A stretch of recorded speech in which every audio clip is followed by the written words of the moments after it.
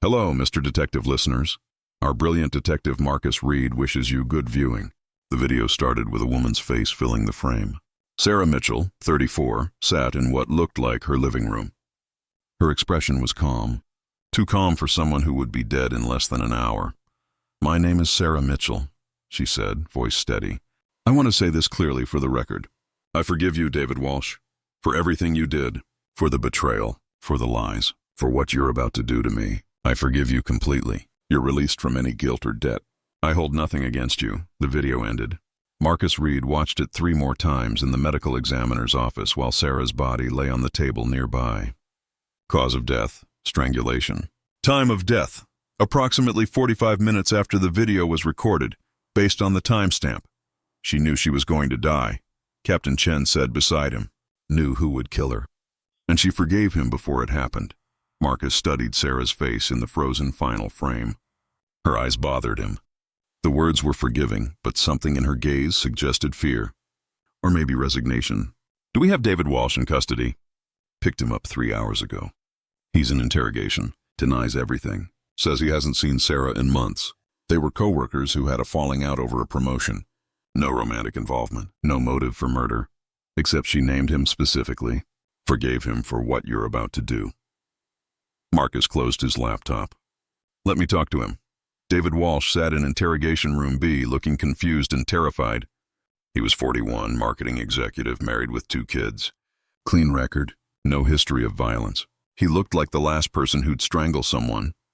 "I don't understand what's happening," David said when Marcus entered. "Sarah and I barely spoke. We disagreed about a campaign strategy 6 months ago. That's it. Why would she think I'd kill her?" Marcus played the video. Watched David's face as Sarah spoke his name, forgave him, released him from guilt. David's reaction was genuine shock. Not the shock of being caught, the shock of being accused. "I didn't do this. I wouldn't. We weren't even close. Why would she?" David's voice broke. "Someone's framing me. They made her say my name, forced her to make that video." The medical examiner found no signs of coercion. No drugs in her system. No physical restraints. "She made this video voluntarily." Marcus leaned forward.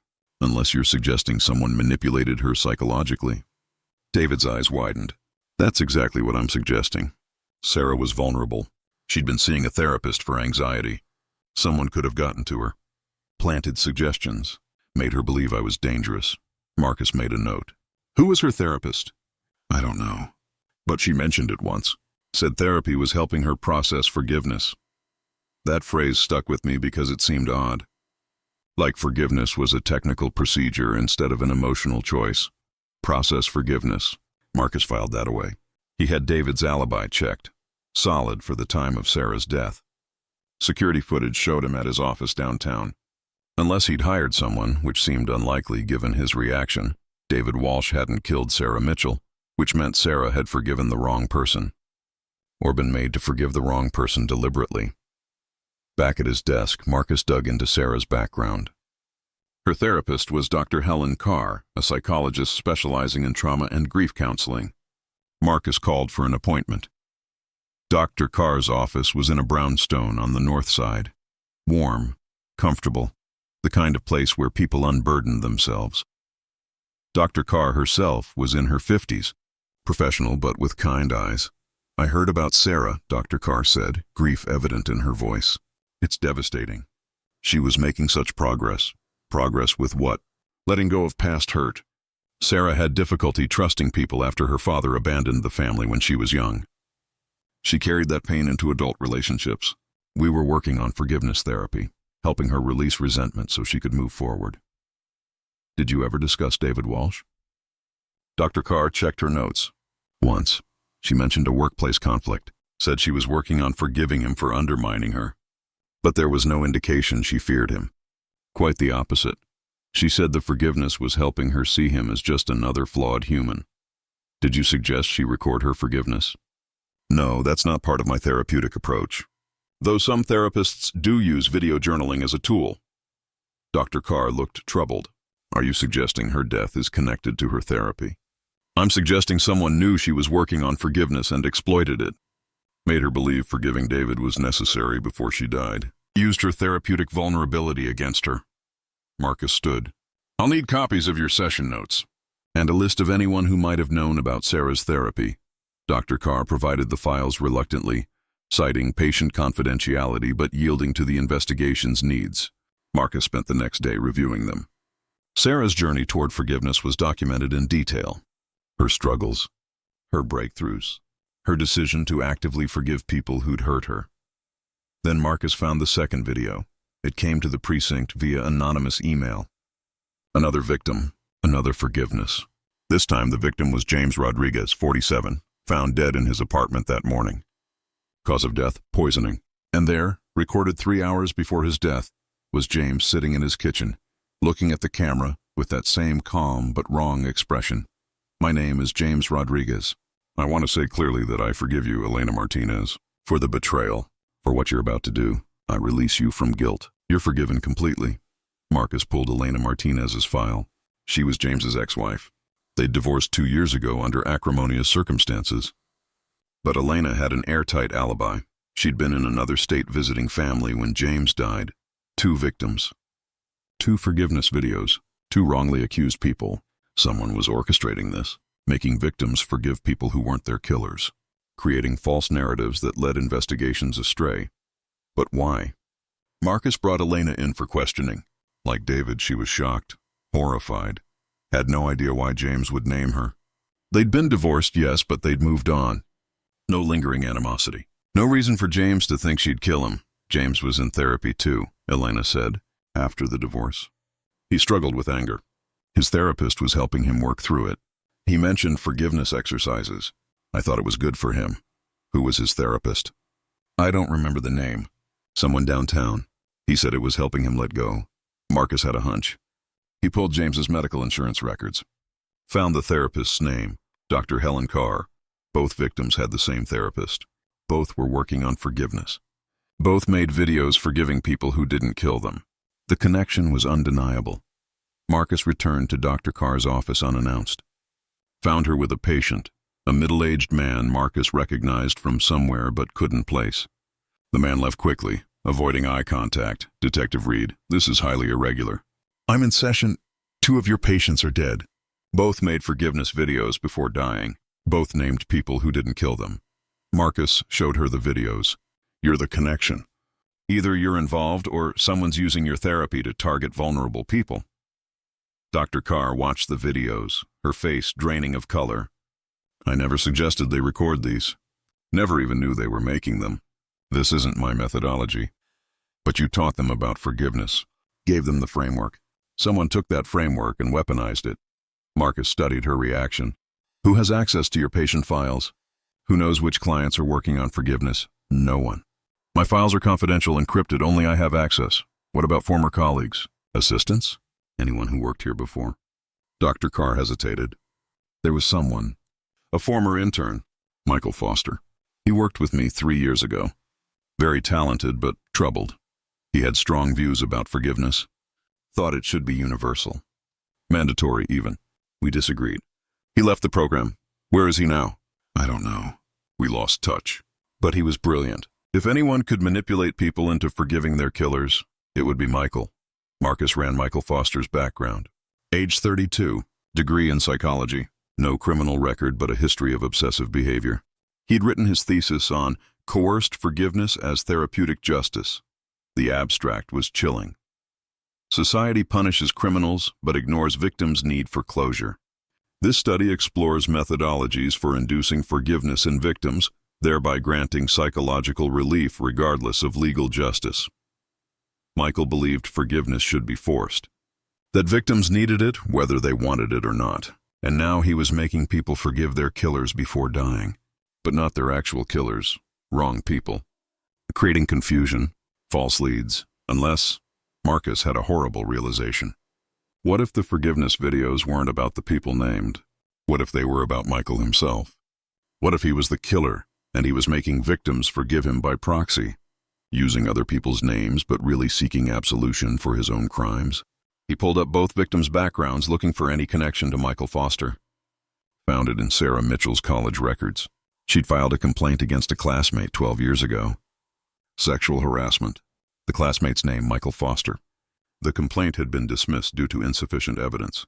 James Rodriguez had been a prosecutor 10 years ago. He'd declined to pursue charges in a stalking case. The victim, a young woman. The accused, Michael Foster. Both victims had wronged Michael in his eyes, had failed to punish him or had punished him unjustly. Now he was making them forgive him, forcing them to absolve him of guilt before he killed them. The names they spoke were red herrings. The real forgiveness was for Michael. Marcus put out an APB on Michael Foster, checked his last known address, empty. No bank activity, no credit cards. He'd gone underground. That evening, Marcus received a third video. Another victim. Another forgiveness. This time it was someone who made his blood run cold. Captain Chen sat in her own living room, looking at the camera with that same calm expression Marcus now recognized as wrong. As manufactured. My name is Sarah Chen. I want to say clearly that I forgive you, Marcus Reid, for everything, for what you're about to do. I release you from guilt. You're forgiven. Marcus's hands shook as he watched. Chen was alive. He'd just seen her an hour ago. But this video was time-stamped 20 minutes ago. She was somewhere making this recording, forgiving him, for a murder he hadn't committed yet. He called her phone. No answer. Called her house. No answer. Sent units to her address immediately and drove there himself, sirens blaring. They found her apartment empty. No signs of struggle. But on her coffee table sat a laptop, open, showing a live feed. Marcus recognized the location, Dr. Carr's office. And there, tied to a chair, was Chen, conscious, staring at the camera. Beside her stood Michael Foster, holding a syringe filled with clear liquid. "Hello, Detective Reid." Michael's voice came through the laptop speakers. "I've been waiting for you to figure it out. You're quite good, better than the others who investigated Sarah and James. You actually found the pattern. That deserves acknowledgement." Marcus was already in his car, racing toward Dr. Carr's office. "Let her go, Michael. This is about me, not her." "Oh, but it is about her. Captain Chen rejected my application to the police academy 8 years ago. Said I was psychologically unsuited for law enforcement. She denied me my calling, just like Sarah Mitchell rejected me in college. Just like James Rodriguez refused to prosecute someone who'd wronged me." Michael's smile was cold. "They all made me what I am, and now they forgive me. That's justice, Detective. True justice. Not the legal kind that failed me. The psychological kind, where victims absolve their victimizers. That's not forgiveness. That's coercion. Is it, or is it necessary healing? These people carried grudges, judgments, resentments. I freed them from that burden before they died. Gave them peace. That's mercy, not murder." Michael raised the syringe. "And now Captain Chen has forgiven you, for letting her die, for not arriving in time. You're released from guilt, Marcus. Isn't that generous?" Marcus pulled up to the building. Backup was 2 minutes behind. He couldn't wait. He burst through the door, weapon drawn, taking stairs 3 at a time. Dr. Carr's office was on the 3rd floor. Marcus kicked in the door and stopped. Michael stood behind Chen, the syringe at her neck. But Chen's eyes were alert, aware. Not calm like the other victims. She hadn't been drugged or hypnotized. She was fully present. "She refused to forgive you," Michael said, disappointment in his voice. "I've been working on her for an hour. The protocol usually works, but Captain Chen is remarkably resistant. She won't release you from guilt, won't grant you peace for her death. That's problematic." "Because your protocol is bullshit," Chen said, voice steady despite the syringe at her throat. "You can't force forgiveness. It's not a technique. It's not a procedure. It's a choice." "Wrong. Forgiveness is a psychological state that can be induced through proper methodology. I've proven it. Sarah and James and all the others, they forgave because I guided them there. Made them see that holding on to anger was pointless, that absolving their killers was liberation." Michael's grip tightened on the syringe. "You're just too stubborn to accept freedom." Marcus kept his weapon trained on Michael. "Let her go. You want forgiveness? You want absolution? It doesn't work if it's forced. doesn't it? Once someone says the words, once they grant forgiveness, the psychological effect is the same. Forced or voluntary, the outcome is identical. Peace for the victim. Release for the perpetrator. Michael smiled. And besides, I already have it. Sarah forgave me. James forgave me. 12 others before them forgave me. Your captain's resistance changes nothing. I've been absolved 14 times over. By people you forced. Under duress. That's not absolution. That's theater. All forgiveness is theater. All absolution is performance. Society just doesn't admit it. Michael positioned the syringe directly over Chen's carotid artery. Last chance, Captain. Forgive Marcus Reid for failing to save you. Grant him peace. It's the kind thing to do. Chen looked directly at Marcus. Don't you dare feel guilty for this. Whatever happens. Not your fault. Michael pressed the needle against her skin, and Marcus fired. The shot was perfect. Michael's shoulder. Non-lethal but incapacitating. He dropped the syringe, stumbling backward. Marcus closed the distance in seconds, disarming him, cuffing him while Chen freed herself from the restraints. You okay? Marcus asked. Fine. He only had me for about 90 minutes. Kept trying his protocol. Hypnotic suggestion, leading questions, emotional manipulation. None of it worked because I knew what he was doing. Chen kicked the syringe away. Also because I've been trained to resist interrogation techniques. Your protocol doesn't work on someone who knows the playbook. Michael laughed from the floor. It worked on 14 people. 14 victims who died at peace, having forgiven their killers. You can't take that away from me. They didn't forgive you, Marcus said quietly. They were manipulated into performing forgiveness. There's a difference. Is there? How do you know any forgiveness is real? How do you know it's not all just performance? Victims telling themselves they've let go when they haven't. At least my method guarantees the outcome. Michael's eyes glittered. And I did it for them, Detective. Gave them peace they couldn't give themselves. That's mercy. Marcus didn't answer. Because in some twisted way, Michael believed he was helping. Believed forced forgiveness was better than no forgiveness. That absolving killers was liberation rather than violation. Backup arrived. Michael was taken into custody. The 14 victims' families were notified, and Marcus spent the rest of the night reviewing the forgiveness videos, looking for any sign that the victims had truly consented. Searching for evidence that their forgiveness was real, not performed. He found none. Just people going through the motions, speaking words, following a protocol, forgiving because they'd been told it would bring peace. But peace never came. Only death. Michael Foster refused to speak after his arrest. Not to lawyers, not to psychiatrists, not even to Marcus during interrogation. He simply sat in his cell, silent, with that same knowing smile that suggested he'd won something no one else understood. The 14 families deserved answers. Deserved to know why their loved ones had been forced to forgive their killers before dying. But Michael offered nothing, just silence and that maddening smile. Marcus reviewed the case files obsessively. 14 victims over 3 years. All had wronged Michael in some way, denied him something, rejected him, failed to help him. Sarah Mitchell's harassment complaint, James Rodriguez's prosecutorial decision. Others had fired him, broken up with him, reported him for misconduct. Each had become a target. Each had been made to forgive someone else publicly, while Michael killed them privately. Dr. Carr provided Michael's old case files from when he'd been her intern. They painted a picture of someone brilliant but broken. Michael's mother had been murdered when he was 16. The killer served only 8 years due to a plea deal. Michael's father had forgiven the killer publicly, a church-organized reconciliation ceremony where he'd absolved the man who'd destroyed their family. Michael had watched his father perform forgiveness, had seen how it destroyed him from the inside. His father died by suicide 2 years later, unable to live with the forgiveness he'd granted but never truly felt. That's when Michael became obsessed with forced forgiveness. Dr. Carr explained during a consultation. He believed his father died because the forgiveness wasn't real, wasn't processed correctly. If only there'd been a proper protocol, a systematic approach, his father might have found actual peace instead of false closure.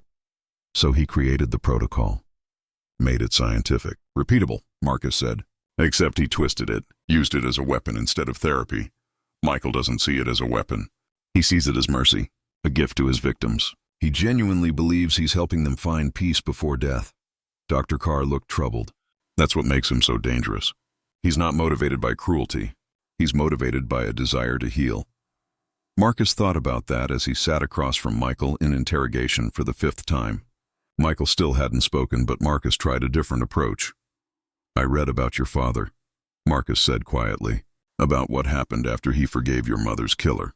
I'm sorry, Michael's smile faltered slightly. First reaction Marcus had gotten in days. Your father's forgiveness destroyed him because it wasn't real. You know that. Forced forgiveness is just performance, not healing. So why do the same thing to your victims? Marcus leaned forward. You're repeating the cycle. Making people perform forgiveness they don't feel. How is that different from what killed your father? Michael spoke for the first time. His voice was hoarse from disuse. Because my father volunteered. He chose to forgive. That's what made it deadly. The gap between what he said and what he felt. I eliminate that gap. My subjects don't choose. They follow the protocol. There's no internal conflict because there's no pretense of choice. That's not forgiveness. That's surrender. It's the same thing. All forgiveness is surrender. Giving up the right to justice. Releasing the debt owed. My protocol just makes it explicit. Michael's eyes gleamed. And it works. My subjects found peace in their final moments. I saw it in their faces. The calm, the acceptance. They died knowing they'd release their burdens. Or they died terrified and forced to lie about it. Prove it. Show me evidence they were suffering. The videos show calm, acceptance, peace. Michael smiled. You can't prove internal experience, detective. For all you know, the protocol actually worked. Maybe I gave them something you never could. Closure without requiring them to genuinely feel it. Marcus knew Michael was manipulating him, trying to plant doubt. But part of him wondered. The victims in those videos did seem calm. Was it possible Michael's protocol actually worked on some level? That forced forgiveness, while ethically wrong, was psychologically effective. You're thinking about it, Michael observed. Wondering if I'm right. If maybe there's value in my methods, despite the means. That's good. That's progress. You murdered 14 people. I gave 14 people peace before necessary deaths. There's a difference. Michael leaned forward, speaking earnestly now. These weren't random killings, detective. Each person had damaged me irreparably. Sarah Mitchell's false accusation destroyed my academic reputation. James Rodriguez's refusal to prosecute left me vulnerable to a stalker.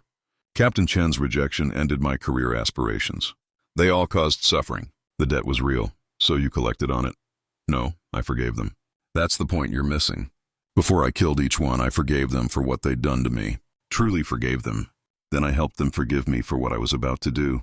Mutual forgiveness. Perfect balance. Michael's voice dropped to a whisper. That's the real protocol, Marcus. Not forced forgiveness from victims. Mutual release. Killer and victim absolving each other simultaneously. Marcus felt something click. You recorded your own forgiveness. Before killing them. Of course. 14 videos. One for each victim. Forgiving them before they forgave me. It's the only way the protocol works properly. Reciprocal absolution. Michael looked satisfied. I can give you access to those videos if you want. They're in a cloud storage account, password protected. I'll tell you how to access them, but only if you agree to something. I'm not making deals with you. Not a deal. A request. Watch my forgiveness videos, all 14. Then tell me honestly, do you think my forgiveness was real? Or was I performing too? Because if I was performing, then you're right. The protocol is meaningless. But if my forgiveness was genuine, then maybe, just maybe, my victim's forgiveness was real too. Maybe the protocol actually works, Marcus considered. The forgiveness videos could be evidence, proof of premeditation. But they could also be manipulation. Michael trying to justify his actions posthumously. Still, the families deserve to know everything. Deserve to see the full picture. Give me the access codes. Michael provided them. That evening, Marcus watched 14 videos of Michael Foster forgiving his future victims. Each one was filmed in the same style as the victims' forgiveness videos. Michael sitting calmly, speaking directly to the camera, naming the person, detailing their offense, then absolving them. Sarah Mitchell, I forgive you for the false accusation, for destroying my reputation, for making me a pariah. I release you from this debt. When you die, Know that I hold nothing against you. James Rodriguez, I forgive you for failing to protect me, for letting my stalker go free, for prioritizing bureaucracy over justice. I release you. Your death brings us both peace. Marcus watched all 14, and what disturbed him most was that Michael seemed genuine. No signs of performance, no obvious deception. He appeared to truly forgive his victims before killing them. Which meant in Michael's twisted worldview, he was creating mutual forgiveness. A protocol where both killer and victim absolved each other. Psychologically, it was elegant. Ethically, it was monstrous. Marcus called Dr. Carr. Can someone genuinely forgive a person they're about to murder? Theoretically, yes. Forgiveness doesn't require keeping the person alive. You can forgive someone and still believe they need to die. It's morally reprehensible but psychologically possible. Dr. Carr paused. Why? Did Michael claim he forgave his victims?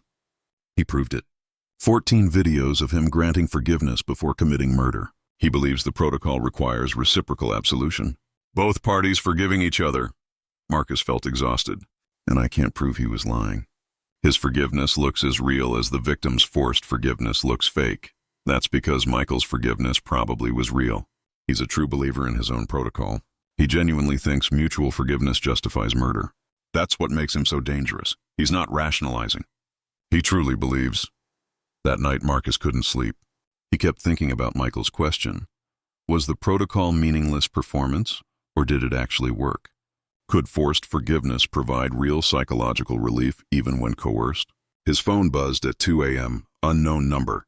Text message, Detective Reid, my name is Thomas Wright. I'm one of Michael Foster's subjects. I'm still alive. And I need your help, Marcus called immediately. The man who answered sounded terrified. Foster's been in contact. From prison. Through a lawyer. He says the protocol isn't complete. That I still need to forgive him properly or the debt remains open. Where are you? Safe house. But I don't feel safe. He knows things about me. Private things. He says if I don't complete the forgiveness, his associates will finish what he started. Thomas's voice cracked. I don't want to forgive him. But I'm scared of what happens if I don't. Marcus traced the call. Thomas was in protective custody 2 states away. One of Michael's intended victims who'd fled before Michael could complete the protocol. Marcus had units verify his location and safety, then contacted the prison. Michael had indeed been using his lawyer to send messages, tracking down incomplete subjects, pressuring them to complete their forgiveness videos. Even from prison, he was continuing the protocol. Marcus confronted Michael again. Thomas Wright, you're threatening him from custody. Not threatening, encouraging. The protocol is incomplete without his forgiveness. He needs closure as much as I do. I'm offering him that gift. Michael smiled. He can grant it voluntarily now, or it will be extracted later. Either way, the debt will be settled. The balance will be restored. You have associates, people continuing your work. The protocol is bigger than me, Detective. It's a methodology, a science. Others have learned it, understand its value. They'll ensure all debts are forgiven, all balance is restored. Whether I'm in prison or not, Michael leaned back. You could join us. You understand psychology, manipulation, control. You'd be excellent at administering the protocol. Think about it, helping people find peace through structured forgiveness. What could be more therapeutic? Marcus stood. You're not a therapist. You're a serial killer with a philosophy degree. The protocol is just murder with extra steps. Is it? Or is murder without forgiveness just violence? I transform killing into something meaningful, something healing. That's the difference between me and common murderers. I care about my victims' psychological well-being before they die. Michael's smile widened. And based on your expression, you're starting to understand, starting to see the value. That's progress, Detective. That's the first step toward true belief. Marcus walked out before he said something he'd regret. But Michael was right about one thing. Marcus was starting to understand. Not to agree, but to understand. The protocol was brilliant in its own twisted way. It gave killers psychological justification and victims a structured path to their own deaths. It was evil, but it was elegant evil, and that was somehow worse than random violence. Over the following week, 3 more of Michael's incomplete subjects came forward. All had received messages. All were being pressured to complete their forgiveness, and all were terrified that associates would finish what Michael started. Marcus worked with the FBI to identify Michael's network, found 7 other people trained in the protocol, all former therapy clients of Michael's, all believers enforced forgiveness, all prepared to continue the work. The question became, how do you stop an ideology? Michael could be imprisoned. His associates could be arrested. But the protocol itself, the methodology, was out there. Written in Michael's thesis, documented in his videos, available to anyone who believed forgiveness was something that could be engineered rather than earned.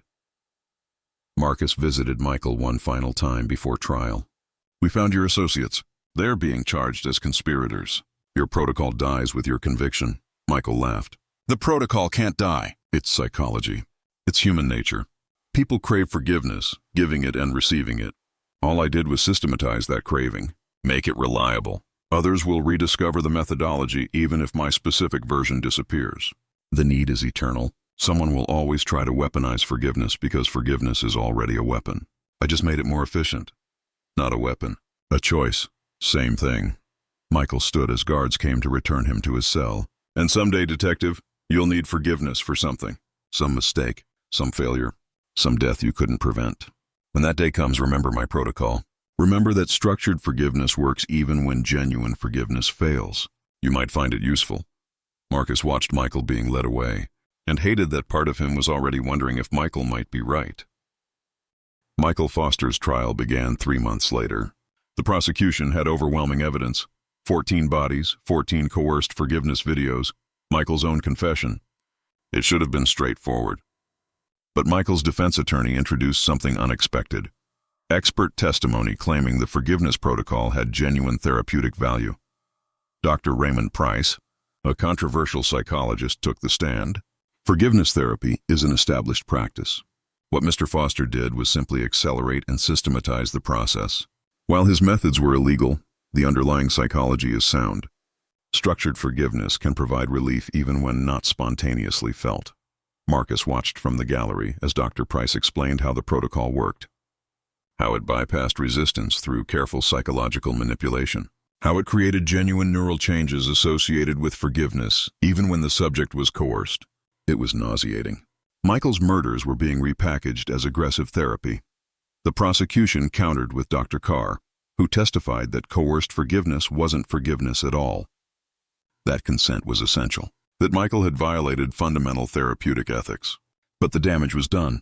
The jury heard that maybe, possibly, in some twisted way, Michael's protocol had helped his victims find peace. Marcus testified about finding the victims, about watching their fear hidden beneath calm exteriors, about how Michael had stalked them, studied them, exploited their therapeutic vulnerabilities. He made it clear this was murder, not medicine. But during cross-examination, Michael's attorney asked, "Detective Reid, you were a therapist before becoming a detective. In your professional opinion, is it possible for structured forgiveness exercises to provide psychological benefit?" Marcus hesitated. The honest answer was yes. Forgiveness therapy did work, but not like this. Not coerced, not weaponized. In consensual therapeutic settings, yes. What Michael Foster did was not therapy. It was manipulation for murderous purposes. But the methodology itself, the structured approach to forgiveness, that has value. In appropriate contexts, with willing participants, certain techniques can help people process forgiveness.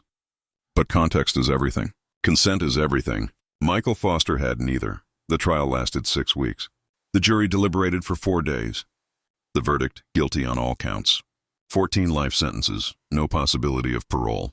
Michael showed no reaction, just that same knowing smile. But the case didn't end with the verdict.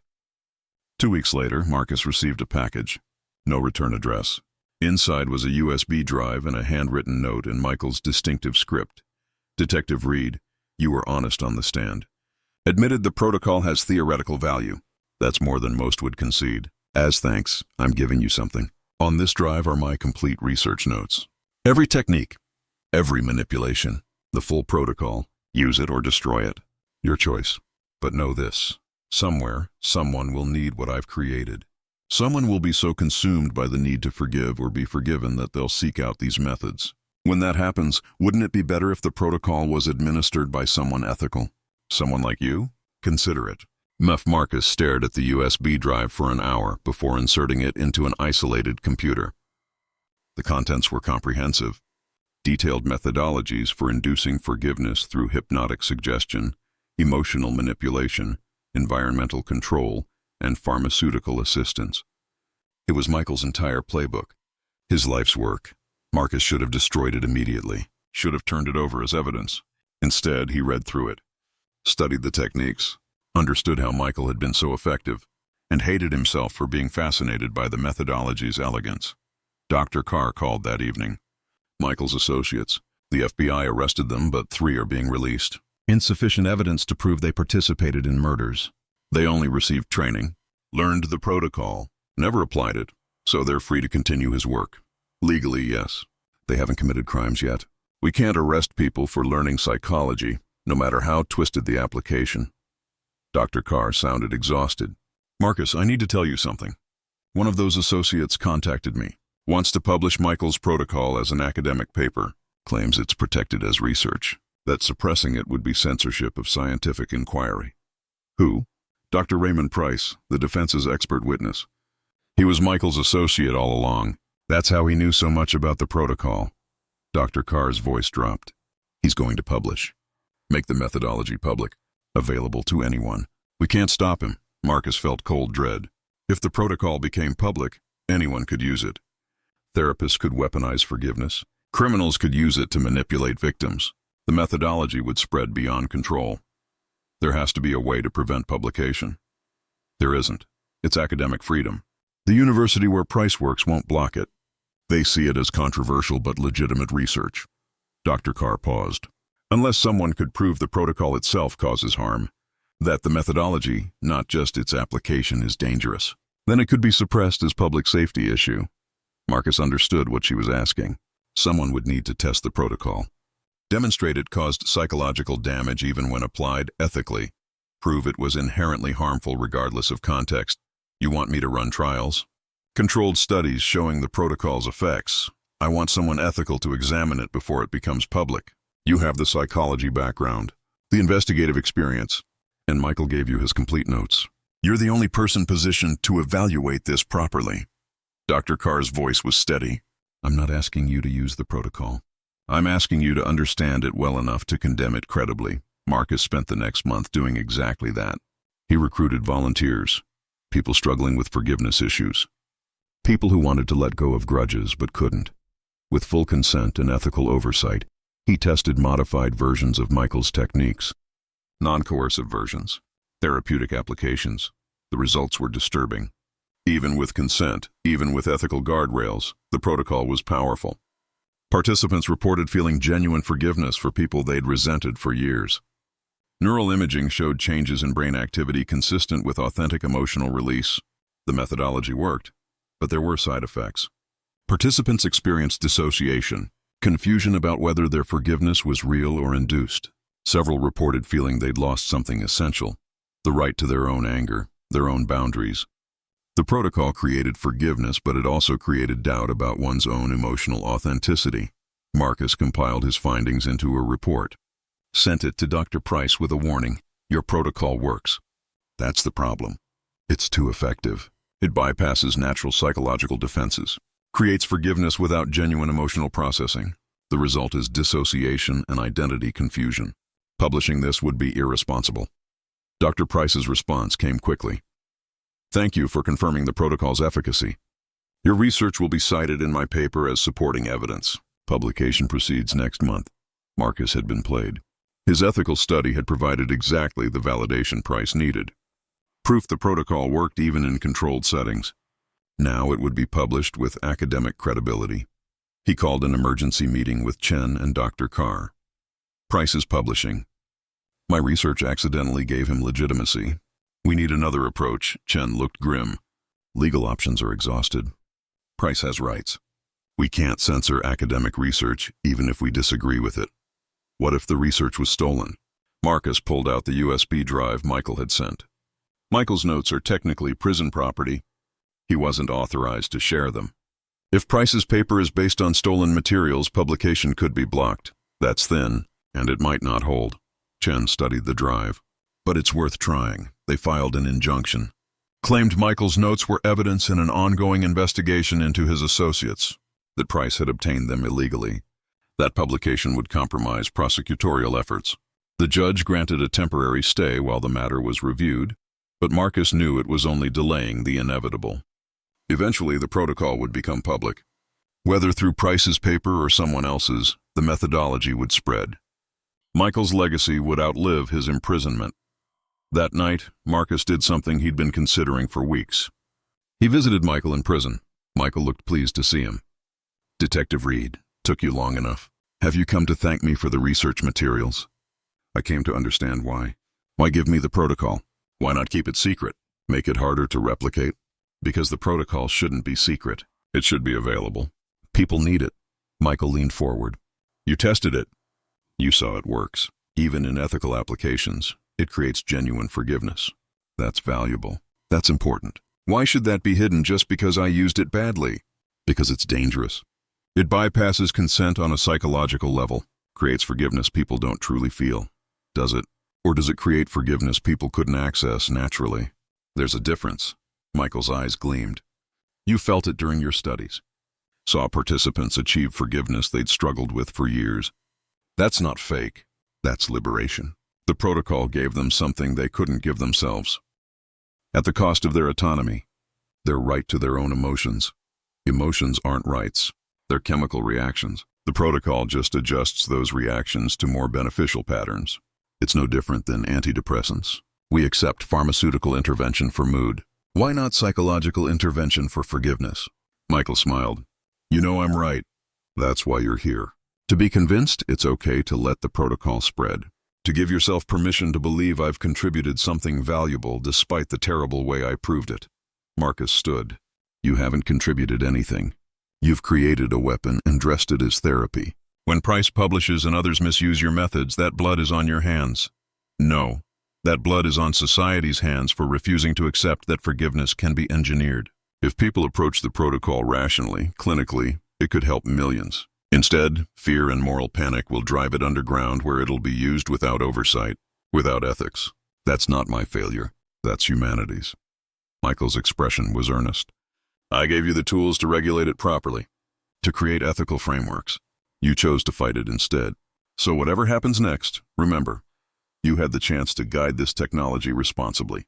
You chose condemnation over stewardship." Marcus left without responding. Because Michael was right about one thing. The protocol was now unstoppable. Price would eventually publish. Others would learn the techniques. And Marcus did have the most comprehensive understanding of the methodology. The question was whether he used that knowledge to fight the protocol or guide its application. The injunction was lifted 3 weeks later. Price's paper was published in a controversial psychology journal. Within days, the protocol went viral. Therapists debated its ethics. Media sensationalized its connection to Michael's murders. And somewhere people began experimenting with forced forgiveness. Marcus watched the spread with grim inevitability. He received calls from law enforcement across the country. Cases that resembled Michael's pattern. Victims coerced into forgiving their killers. The protocol was being replicated, but something unexpected also happened. Support groups formed. People who genuinely wanted to forgive but couldn't, seeking structured help. Therapists adapting the protocol's techniques ethically. The methodology being used as intended, with consent, with oversight, with genuine therapeutic goals. Not everyone misused it. Some found value. Some found healing. Michael's protocol became exactly what he'd claimed, a tool that could be used for good or evil depending on the wielder. Chen found Marcus reviewing a case file late one night. "You okay?" Defining okay is complicated. Marcus closed the file. "We stopped Michael, imprisoned him.